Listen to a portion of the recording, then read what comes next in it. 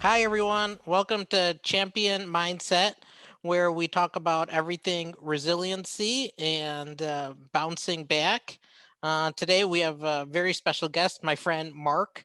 I've known Mark since we were 16, and we were both young and well, I was dumb. Yeah, Oh, he's a wonderful human and he's also a music aficionado.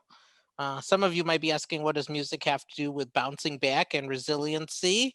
And it's all part of the course. Whatever helps you get through hard times is what we talk about. And so uh, we've talked about movement, we've talked about processing your experience. And I believe that music plays a large part in our lives and can help us get through some difficult times.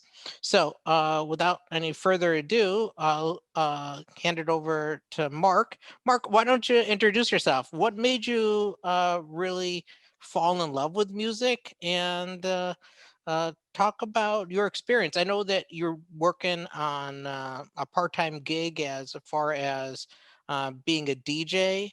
Just talk about your music interests and what made you really interested in music. yeah. So it's funny. So grades, kindergarten through like sixth grade, I was kind of like always searching for something to like keep me going and everything like that. And then I remember like I was early seventh grade, um, and I was like turn on the radio, and one song just like I'll never forget it. It hit me like out of nowhere, and it was called Wonderwall, by the band Oasis. Yeah. Yes, and I just heard it, and it was just so it was during my formative years, so I just heard it, and it kind of just like I don't know, it kind of gave me hope. Like it kind of like it's got me got me through some like tough times. It gave me hope for the future. So it's like it was just to kind of give me direction and everything like that. And then I heard a song called "Don't Look Back in Anger," and that was Oasis's like follow up song. And I heard that one, and it's like, man, there's like I feel like this just gave me like a little renaissance for the future. So then I heard that, and I said, man, I'm gonna dig deeper into music. So I turned on the radio, and like different songs and different bands kind of stuck out at me, and I just kind of that was kind of my what pulled me through to like eighth grade into early high school. And like I don't know, I just like whenever I had a bad day or tough time, I just like turn the radio on, and like bands just kind of like just kind of like just had like the lyrics really were the main thing to me, like kind of just like say, hey, just like move on for tomorrow and things like that. And like I think the band called Bush and Weezer, like bands like that kind of just got me like into like to the next phases and it into my life. So yeah. Yeah. Wow. So it's almost like the music, it being relatable, and that relatability had a sensation as far as causing you to feel like you belonged. And Right. it almost gave you like a sense of community Mhm. because, we were all 16 at one time. Right.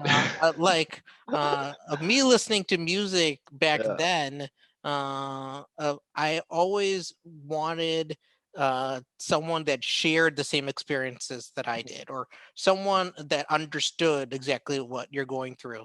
And so, Mhm. yeah, music has a way to cross that bridge Right. into being relatable. Right. So that you mentioned Oasis. Mhm. You said Renaissance. Yeah, it was like a renaissance, like things from it, like like 90s. I think it was the 90s, like all the alternative music was really like that was kind of like what like my bread and butter, like Counting Crows, Weezer, Bush, bands like that really kind Yeah, of like that was yeah, for a lot of people. I yeah, never really gravitated towards like uh the more like the hardcore mhm, rock. mhm, I dabbled listening to rap and R&B, right, but I always went back to alternative music right, because I just think like it spoke to our generation, mhm, of people that were just growing up. Like, most people can relate to like Weezer, right. or like I remember Eve Six, Yeah, like oh, yeah, 100%. uh, Those bands are still going today. And there was one moment, so I'll never forget. I was at COD, College of DuPage. I will never forget this. So it's funny. when you were in your 20s. I was probably in my early 20s. I think I was like 20, 21. Like, Yeah. yeah. And then, it's like funny how moments really stick out at you. So I remember a guy, like this guy, we were this, we had a little, it was during, it was probably mid-January. It was freezing cold outside, and I walked outside. He said, I'm probably my first or second class there. He said, "Hey, buddy, do you want a cigarette?" And I said, "Oh yeah, I'll try it. I'll try it." And I don't know, I love the smell of it and everything like that too. And it's like I said, "Oh man, this is pretty nice." So I think I can get used to this. He said, "Man, smoking's pretty cool." I said, "Yeah, okay, yeah." So I had one. Then I remember I'll never forget going to the gas station. And like after I said, "Man, I'll take a pack of cigarettes." And it was like $8. And I remember, man, I said $8. I said, "Man, I could buy a CD for that." Like I said that. I said, "Man, I'm trying to trying to be economical here." I said, "Man, I can buy a CD for that." So I said, "Man." So I went to a record store about about it, like I found a CD, and I said, "Man, I could really," I said, "I feel like what's more important, like music or like, smoking a cigarette and like, getting my lungs going." So I said, "Man, I'm gonna start, going into music more." I said, so I remember buying like, a CD. I said, "Man, I can," I said, "This is like something that's a tangible item."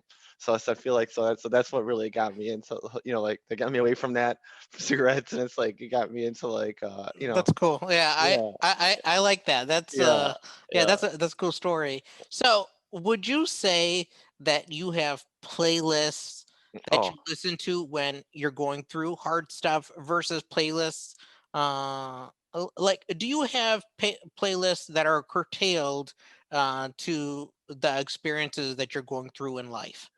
I'd say I do. Like right now, so like my current stage, like I feel like I'm always rushing. I'm always like I feel like I'm on the go all the time.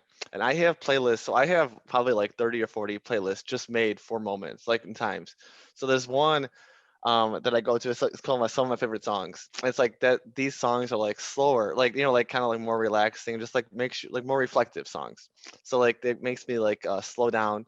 So that like when I'm having a rough day or things are just like kind of like things are coming from all directions, I play these songs and it really helps me focus and it really like slows me down. So Such that's why I like as yeah give me an example. like the Lumineers, like bands like the more like Oh the yeah. Yeah, yeah. I'm more like the folky. Like I don't know. I found a band called Camp recently, and Lord Huron. So I'm been venturing out, finding newer bands, and like most of them, a lot of them talk to me as well. And it's like they're like more like I'm more lyrics and things like that too. So it's more like the beat and more like more like calming sounds. That's when you're trying to like wind down Yeah. or trying to slow down. Mhm. Do you listen to like different music like in the morning to get Oh ready for yeah, the day? yeah, yeah. So that's when I work out a lot and in the mornings and things like that too. So I'm more upbeat, and I have like go-to songs for that. Like MGMT. There's a lot of bands like that who really like kind of pick me up. It's kind of like a cycle throughout the day, and then I go to like, and then while I'm at work, I go to like the slower like I like John Mayer and Our Lady Peace. Remember we actually Oh met yeah, them.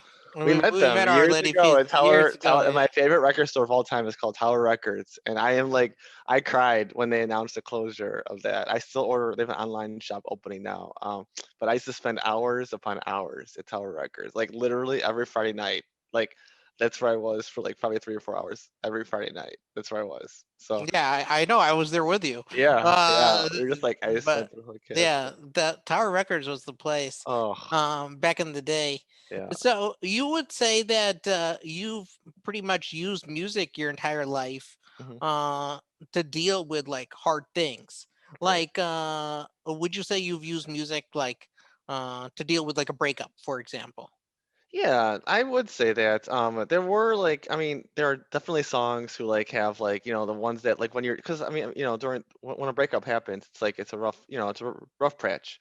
So like then I have like like a band called Fun. They have a song called Carry On. So it's like a really good song that like kind of like, so like I think I played that one for a while on repeat. But I have songs like for definitely moments and things like that too. And yeah. Yeah, there's definitely I can name there's so many that who like for times in life, like my sister got married recently, and obviously there's songs who like my dreams come true right there, Hall and Oates, things like that too. It's like a happier songs, and I did the entire playlist for her wedding, and I was like, really from she said it stood out very much. She appreciated that. Yeah, that's Yeah. cool. It's a like music creates like this connection that's like Mhm. visceral and Right. palpable.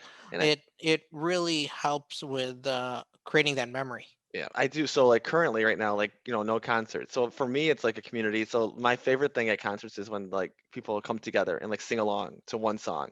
Because it's like I love how like, like Rivers Cuomo from Weezer, like he like writes one small song in his house. So he sits there and he writes it. And then he said like he like I've read on interviews, like he says the most powerful thing he's ever experienced. Like he's writing that song and he says people are screaming it back to him, like from the crowd.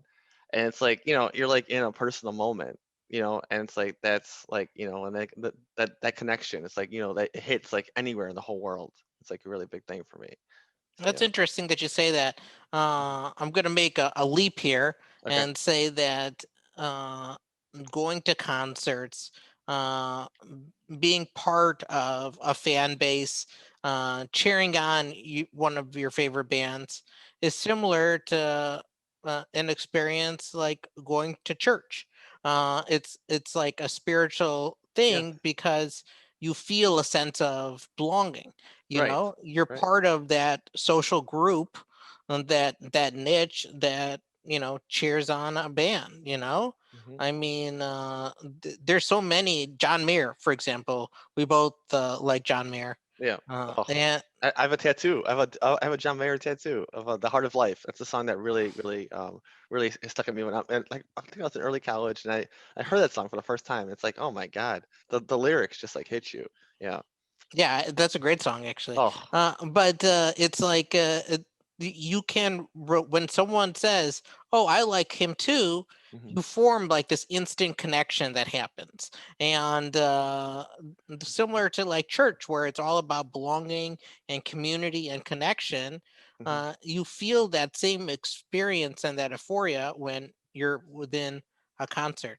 I Yep. mean, I know that our experience changed this last year, Right. and it's still ongoing with attending concerts. uh do you find that you're missing going? Honestly, so the summertime for sure, because I love outdoor shows and everything like that too. You know what? It's been well over a year since my last concert, and I gotta say, like, I mean, I am missing it, but it's not like I'm like reliant on it. So I still feel like the songs have the same meaning for me, and the one word that really stands out to me is the word hope. That's the word. So bands are so even though like I mean a couple bands have released it like Ryan Adams and like Weezer have released albums during this time. They're not touring, but like the universal message for me is like I look for lyrics. I feel like like hope, like for the future. So I feel like like in the comeback. So I feel like next year, like when summer comes or even later this year, if we do get concerts again, I feel like it's gonna be even stronger. So I feel like even though like right now this past year is rough, and I feel like it's even gonna be. I feel like bands are writing right now. I feel like they're getting ready for like the comeback. That's like the other word that I really am like gravitating towards. So That's really good. yeah. I'm all about a better tomorrow and Right. hope for the future. Right. I believe that with a positive attitude, as well as using some of our resilient strategies, like you're able to make a comeback from anything. Hmm. And so music kind of serves as one of those cornerstones in helping with that comeback. I think COVID did a number on us, but it didn't derail the hope train. Like music will always still serve as a reminder to people that there's connection that I exists and I and there's hope. if I just say like and the word resiliency too, and it's like so that's like I don't know. I feel like that's a word that really like like stands out when I listen to these songs, and it's like like they can knock us down, they can knock us down, but then like we're coming right back. That's a word that like really really really stands out too. Yeah, So absolutely. yeah. So, yeah, I completely agree. So, yeah, I figured I would take some time of yours today and just talk to you about something that I'm passionate about, which is resiliency, and something you're passionate about, which is music. Yep. So, I do thank you so much for your time. It was a pleasure talking to you. You're one of the greatest humans I know, and you also happen to be a friend of mine. So, I thank you so much. Have a good evening. You too. Thank you. All right, later. Okay. Bye.